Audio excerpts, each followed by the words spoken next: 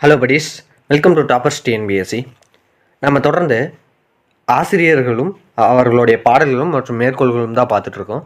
இது 10ஆம் வகுப்பு இருக்க பார்ட் 2 வீடியோ. வாங்க இந்த வீடியோக்குள்ளே போகலாம்.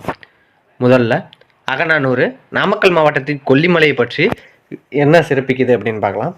பல்பல பலவின் பயங்கெழு கொல்லி அப்படின்னு கொல்லிமலையை பற்றி, நாமக்கல் மாவட்டத்தில் இருக்க கொல்லிமலையை பற்றி அகநானூறு குறிப்பிடுது. அடுத்தது முல்லைப்பாட்டோட வரிகள் என்னன்னு பார்க்கலாம். பாடு இமில் பனிக்கடல் பருகி, முல்லைப்பாட்டோட வரிகள் பாடு இமில் பனிக்கடல் பருகி அப்படின்னு சொல்லுது. இது அகநானூறு கிடையாது, இது வேற. முல்லைப்பாட்டோட வரிகள். அடுத்து அப்துல் ரஹ்மானோட வரிகள், கவிதை வரிகள். அந்த இடம் காற்றே வா, அந்த இடம் காற்றே வா, உன்னை பாடாமல் இருக்க முடியாது, ஏனெனில் பாட்டின் மூல ஊற்றே நீதான். பொய்கையிடம் போனால் குளிர்ந்து போகிறாய், பூக்களை தொட்டால் நறுமணத்தோடு வருகிறாய், புல்லாங்குழலில் புகுந்தால் இசையாகி விடுகிறாய், எங்களிடம் வந்தால் மட்டுமே அழுக்காகி விடுகிறாய். மரங்களின் ஊமை நாவுகள் உன்னிடம் மட்டுமே பேசுகின்றன, கடல் அலைகள் உன்னோடு மட்டுமே குதித்து கும்மாளம் இடுகின்றன, வயலின் பச்சை பயிர்கள் நீ வந்தால் மட்டுமே ஆனந்த நடனம் ஆடுகின்றன. நீ என்ன குதூகலமா, கொண்டாட்டமா, கோலாகலமா? நெடுநாட்களாகவே எனக்கு ஒரு சந்தேகம். விளக்கிலிருந்து பறிக்கும் சுடர்களை, பூக்களிலிருந்து திருடும் நறுமணத்தை, வீணையிலிருந்து கவர்ந்த இசையை எங்கே கொண்டு போய் ஒளித்து வைக்கிறாய் அப்படின்னு அப்துல் ரஹ்மானோட வரிகள் அழகாக கொடுத்துருக்காங்க. அடுத்ததா 34.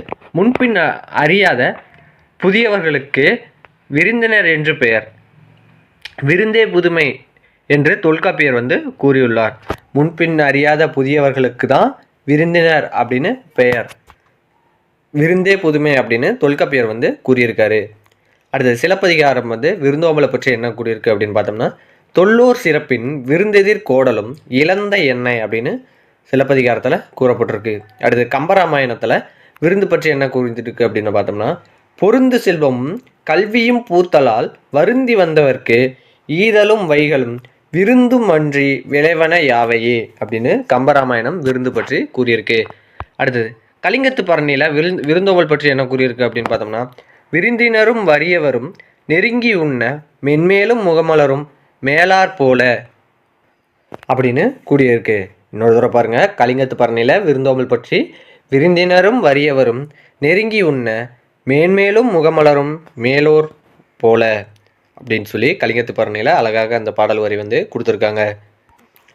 அடுத்ததா கடலுள் மாய்ந்த இளம்பெருவளரி புறநானூற்றில் என்ன தனித்து உண்ணார் பற்றி கூறப்பட்டுள்ளது. அது என்னன்னு பார்க்கலாம். உண்டால் அம்ம இவ்வுலகம் இந்திரர் அமிழ்தம் இவையே தாயினும் இனிது என தமியர் உண்டலும் இளரே.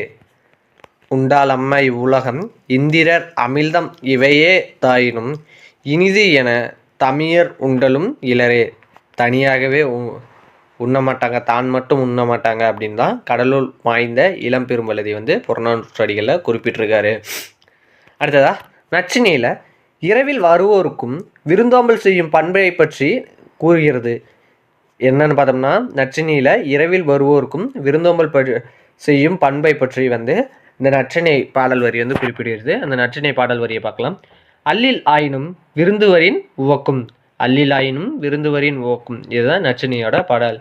அடுத்ததா 40. பொருநராற்றுப்படை 7 அடி பின்சென்று விருந்தினரை வழி என்பும் பண்பை பற்றி கூறுகிறது. என்னது பொருநராற்றுப்படை? காலின் 7 அடி பின்சென்று, காலின் 7 அடி பின்சென்று, இதுதான் பொருநராற்றுப்படை. 41. புறநானூற்றுள்ள இன்மையிலும் விருந்தோம்பல் பண்பு பற்றி கூறியது. அது என்னன்னு பார்க்கலாம். குரல் உணங்கு விதை திணை உரல்வாய் பெய்து சிறிது புறப்பட்டன்றோ இழல். இன்னொரு தடவை பாருங்க. குரல் உணங்கு விதை திணை உரல்வாய் பெய்து சிறிது புறப்பட்டன்றோ இழல். இது புறநானூற்றில் இன்மையிலும் விருந்து அப்படிங்கிறத ஒரு அடிகள் சொல்லுது. அடுத்தது புறநானூரில் பொருளில்லா நிலையிலும் விருந்தோம்பல் அப்படிங்கிற ஒரு சிறப்பு. அது என்னன்னு பார்க்கலாம். நெருணை வந்த விருந்திற்கு மறுத்ததன் இரும்புடை பலவால் வைத்தனன் இன்று கருங்கோட்டு சீரியால் பணயம் அப்படின்னு சொல்லி இந்த புறநானூரை சொல்லுது. அடுத்ததாக பெரிய புராணத்தில் விருந்து பற்றிய குறிப்பு குறிப்பிட்டிருக்காங்க. இளையான்குடி மாரநாயனாரின் வீட்டுக்கு வந்த சிவனடியாருக்கு விருந்தளிக்க அவரிடம் தானியம் இல்லை. எனவே அன்று விதைத்து விட்டு வந்த நெல்லை அரித்து வந்து பின் சமைத்து விருந்து படைத்த திறம் தான் இந்த பெரிய புராணத்தில் அழகாக வந்து கூறப்பட்டிருக்கு. அடுத்தது சிறுபண்ணாற்றுப்படை நிலத்திற்கு ஏற்ற விருந்து. அது என்னன்னு பார்க்கலாம். நெய்தல் நிலத்தவர் பாணர்களை வரவேற்று குழல் மீன் கறியும் பிறவும் கொடுத்தனர். நெய்தல் நிலத்தவர்கள் பாணர்களை வரவேற்று குழல் மீன் கறியும் பிறவும் கொடுத்தனர் அப்படின்னு சொல்லி குறிப்பிட்டிருக்காங்க. அடுத்து அம்சப்பிரியா விருந்தோம்பல் பண்பை பற்றி உணர்த்தும் கவிதையை ஒன்று எழுதியிருக்காங்க. அது என்னன்னு பார்க்கலாம். இலையை மடிப்பதற்கு முந்தைய வினாடிக்கு முன்பாக மறுக்க மறுக்க பரிமாறப்பட்ட கூடுதல் இட்லியில் நீண்டு கொண்டிருந்தது பிரியங்களின் நீள் சரடு. இது ஒரு கவிதை, அழகான கவிதை, பார்த்து வச்சுக்கோங்க. குறுந்தொகை விருந்தை எதிர்கொள்ளும் தன்மை. விருந்தை எதிர்கொள்ளும் தன்மையை பற்றி இந்த குறுந்தொகையில் குறிப்பிட்டிருக்கு. பலர்புகு வாயில் அடைப்ப கடவு நீர் வருவீர் உளிரோ அப்படின்னு சொல்லி குறிப்பிடப்பட்டிருக்கு. பலர்புகு வாயில் அடைப்ப கடவுனர் வருவீர் உள்ளீரோ அப்படின்னு சொல்லி.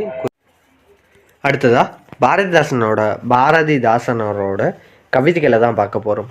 இட்டதோர் தாமரைப்பூ இதழ் விரித்திருத்தல் போல வட்டமாய் புறாக்கள் கூடி இறையுண்ணும். இதுதான் பாரதிதாசனோட கவிதைகள். அடுத்து விவேக சிந்தாமணியில் விருந்தோம்பல் பற்றி ஒப்புடன் முகமலர்ந்து உபசரித்து உண்மை பேசி உப்பில்லா கூழ் இட்டாலும் உண்பதே அமிர்தமாகும். முப்பழமோடு பால் அன்னம் முக கடுத்து இடுவாராயின் கப்பிய பசியினோடு கடும்பசியாகும் தானே. இதுதான் இந்த விவேக சிந்தாமணியில் விருந்தோம்பல் பற்றி கூறியிருக்காங்க.